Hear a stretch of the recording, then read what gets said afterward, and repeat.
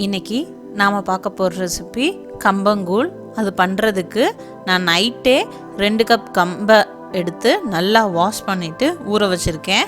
நீங்கள் காலைல பண்ணுறதா இருந்தால் நைட்டே இப்படி ஊற வச்சுருங்க. நல்லா ஊறிருக்கு.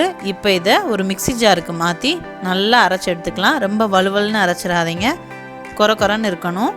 ரொம்பவும் கொரன்னு இருக்கக்கூடாது. லைட்டாக தண்ணி விட்டு அரைச்சிக்கோங்க. நீங்கள் கம்பா சேர்க்குறதுக்கு பதிலாக கம்பு மாவாகவே விற்கும்ல, அதை கூட நீங்கள் சேர்த்துக்கலாம். ஆனால் இப்படி செய்யும்போது நல்லாயிருக்கும், ஃப்ளேவரும் நல்லாயிருக்கும். நல்லா அரைச்சிட்டேன். இந்த அளவுக்கு கொரன்னு இருந்தால் போதும். வாங்க இப்போ எப்படி பண்ணலான்னு பார்க்கலாம். நான் அதுக்கு ஒரு கடாயை அடுப்பில் வச்சுருக்கேன். நீங்கள் எது வேணாலும் யூஸ் பண்ணலாம், ஆனால் அடிகனமான பாத்திரமாக இருக்கணும். நான் இங்கே குக்கர் தான் யூஸ் பண்ணுறேன். இதில் ஒரு கிளாஸ் அளவுக்கு தண்ணி சேர்த்துருக்கேன். தண்ணி நல்லா கொதிக்குது. இந்த தண்ணியோட நம்ம கூழுக்கு தேவையான உப்பையும் சேர்த்துடலாம். நான் இங்கே கல் உப்பு தான் சேர்க்குறேன்.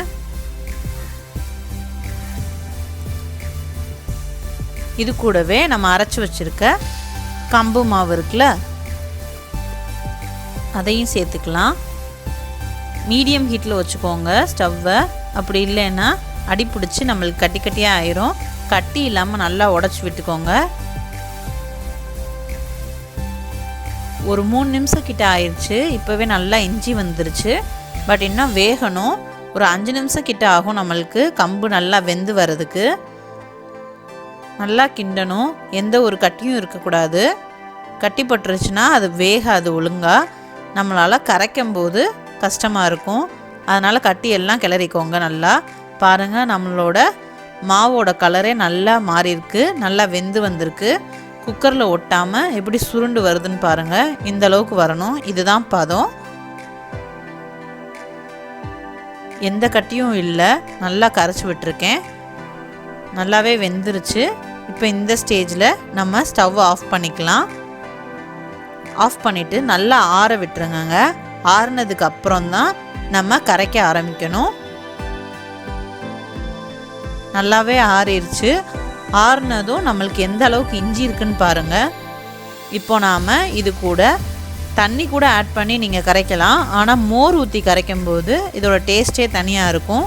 அதனால் நான் இங்கே மோர் தான் சேர்க்குறேன். ஒரு 2 கப் அளவுக்கு மோர் சேர்த்துருக்கேன். மோர் சேர்த்துட்டு நல்லா கலந்து விட்டுக்கோங்க. கட்டி எதுவும் இருக்கக்கூடாது. குடிக்கிற பதத்துக்கு கலந்து விட்டுக்கலாம்.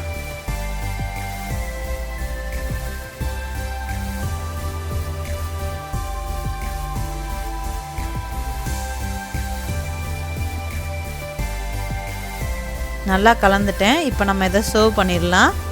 இது கூட கொஞ்சோண்டு சின்ன வெங்காயம், இஞ்சி, மாங்காய் போட்டு நீங்கள் சர்வ் பண்ணலாம். நான் இன்றைக்கி மாங்காய் எதுவும் சேர்க்கலை. இஞ்சியும் சின்ன வெங்காயம் தான் சேர்க்குறேன். சர்வ் பண்ணுறதுக்கு முன்னால் நீங்கள் சேர்த்துக்கோங்க. மாங்காய் சேர்த்தோன்னா இன்னும் கொஞ்சம் டேஸ்ட்டாக இருக்கும். ட்ரை பண்ணி பாருங்கள். அவ்வளோதாங்க, நம்மளோட ஹெல்த்தியான கம்பங்கூழ் ரெடியாக இருக்குது. இந்த சம்மருக்கு ரொம்பவே நல்லதுங்க இந்த கூழ். ட்ரை பண்ணி பாருங்கள்.